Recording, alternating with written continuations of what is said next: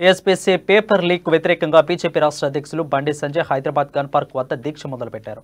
BJP office నుంచి కార్యకర్తలతో ర్యాలీకి బయలుదేరిన బండి గన్ పార్క్ వద్ద అమరులకు నివాళులు అర్పించి దీక్ష ప్రారంభించారు. దీంతో గన్ పార్క్ వద్ద తీవ్ర ఉద్రిక్తత నెలకొంది.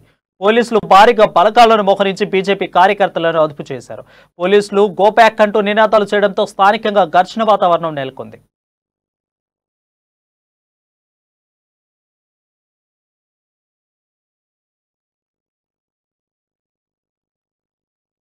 టీఎస్పీఎస్సీలో పేపర్ లీకేజీ జరిగిన అవకతవకలపై సిట్టింగ్ జడ్జితో దర్యాప్తు చేయాలని బీజేపీ రాష్ట్ర అధ్యక్షులు బండి సంజయ్ డిమాండ్ చేశారు. బీజేపీ యువమోర్చా కార్యకర్తలకు ఇబ్బందులకు గురిచేస్తే ఊరుకునే ప్రసక్తి లేదన్నారు బండి సంజయ్.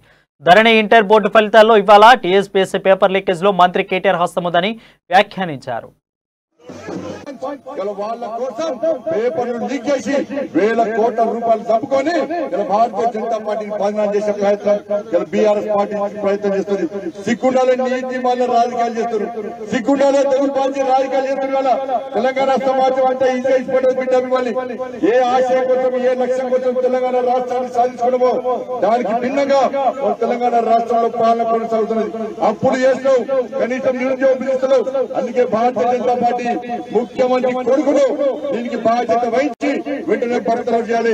చిన్న చిన్న విషయంలో నీ పార్టీకి సంబంధించింది నీ పార్టీలో ఉన్నటువంటి మంత్రులు మా ఈటల రాజులను ఏం పాపం చేసిండో బయటికి ఏం తప్పు చేసిండు వల్ల లేనిపోని అపాండాలు సృష్టించి లేనిపోని ఆరోపణలు చేసి ఇలా మంత్రివర్గం నుంచి బయటకు పంపించినావు.